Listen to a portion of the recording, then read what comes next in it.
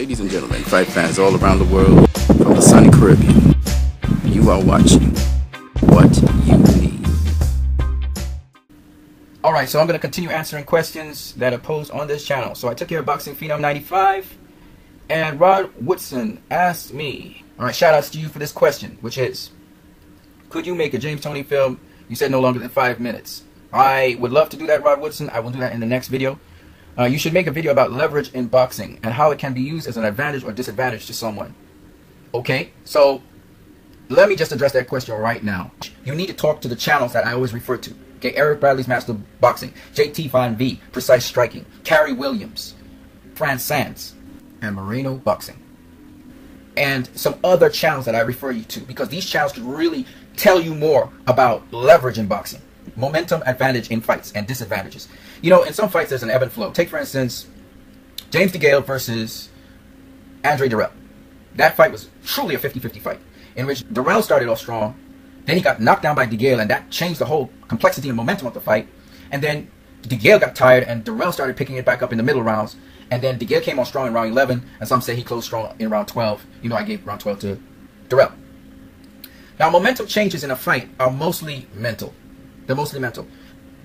Take, for instance, you are doing a couple rounds. You're sparring. Then you start to feel fatigued. When you feel fatigued, you immediately think in your mind, oh man, I'm getting tired. And once you start to think, I'm getting tired, what happens? You literally start to fade off. You're not as sharp. You start to gas. You start to breathe for air. But do you know, if you mentally tell yourself you're not tired, and you can go 100 more rounds. You notice when people say Floyd Mayweather, or they say to King Troy, go check out King Troy on Boxing Eagle's channel. Shout out to Boxing Eagle. You know, they say to King Troy, man, you tired? He'll say, hell no, I ain't tired. I can go forever. You know, or Floyd Mayweather will say, hell no. It's a mental thing, you see? So, Teddy Atlas was talking to Timothy Bradley. And Timothy Bradley would tell everybody that when he started to feel like he was tired, Teddy Atlas would say, you're not fading, you're not tired, you could go more rounds. And he would tell him, focus. And a good example of this is, if something's really interesting to you, you don't notice that hours and hours have passed. You're just kind of fueled, you're energetic, and you're just going at it, right? You don't feel tired. Or if it's late in the night and you're feeling tired, you feel like you're going to go to sleep, then all of a sudden, if you don't go to sleep, you feel energized again, and you go all the way till morning, and you're almost insomniac. You almost don't feel like sleeping. Let me try and break this down a little bit. One, our thoughts influence how we feel. Okay, you must have heard this before, but I'm going to break it down scientifically for you guys. There's a part of your brain called the amygdala. The amygdala is what influences the pituitary gland to secrete certain hormones. So these hormones work in cycles, but they also work based on what thoughts you feed the amygdala, which will influence emotion. So actually your thoughts influence your emotion, and your emotion influences the types of hormones that go into your body. Now, sleep and rest and hunger, all these things are influenced by hormones. There's a hormone that is secreted into your body at a certain period of time to remind you that it's time to eat. There's a hormone that's secreted at a certain time in the night that starts to shut you down. You start to feel tired and you feel sleepy. Okay?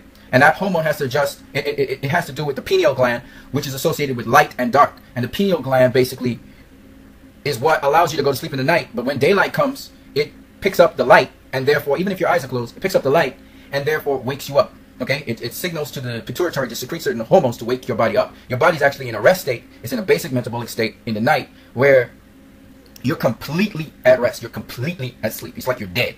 Your breathing slows down. Everything slows down. Okay? Now hear this. The power of your mind is, if you truly tell yourself certain things, it will influence the amygdala, which will influence the pituitary, which will literally reverse the effects of certain things. So when you're very interested or focused into something, your mind signals to your amygdala, it overrides your amygdala's signal to the pituitary to become tired, or to become sleepy, or to become hungry. You ever been involved in something so much you forgot to eat, you forgot to sleep, you forgot to bathe, you were so focused into whatever you were doing? That's the same thing that happens here. And in boxing, this is what the trainers try to get the fighters to get into. Floyd Mayweather is one of those special fighters out there that when he's zoned into something, he can zone into something in a minute and he can just zone out. Usain Bolt, he can zone into sprinting and then he can just zone out of that and focus on any other thing. That's his gifting. That's a gift that's given to you from God. So Timothy Bradley, he was learning how to focus in a fight. You know, Teddy Atlas was saying, how strong are you? So when Timothy Bradley was complaining that he was tired, Teddy Atlas said, no, you're not tired. And Teddy Atlas shouts these things, and when he shouts, he shocks the system. He shocks your system into believing what he's saying. And since Timothy Bradley, he's already given over to Teddy Atlas's suggestion, it's almost like Teddy Atlas is hypnotizing Timothy Bradley into believing that he's not tired. Because Timothy Bradley has already received Teddy Atlas' suggestion. He's ready and eager to lap up anything Teddy Atlas tells him. So he actually believes what Teddy Atlas tells him, and because he believes it, Timothy Bradley just kept on fighting. 3 rounds. Another sparring factor. Another sparring. And he was sharp throughout. So I just wanted to explain to you in great detail from a medical perspective and also from a mental perspective why it is that the mind can actually control the body. Now that's what boxers, this is when we talk about being mentally strong, that's what we're talking about in boxing. When you can focus in on what is going on for 3 minutes every round, or sometimes in the case of Mayweather and the people in his gym, for 8 minutes, 10 minutes, sometimes 20 minutes, sometimes forget the clock, just focus and forget about time. All right, and these guys sometimes spar, just spar. They just spar. Forget the clock. There's no clock. There's no clock. All there is the opponent in front of you. There's nothing else. That's to focus you in. Eric Bradley can show you how to do that. Trainers can show you how to do that.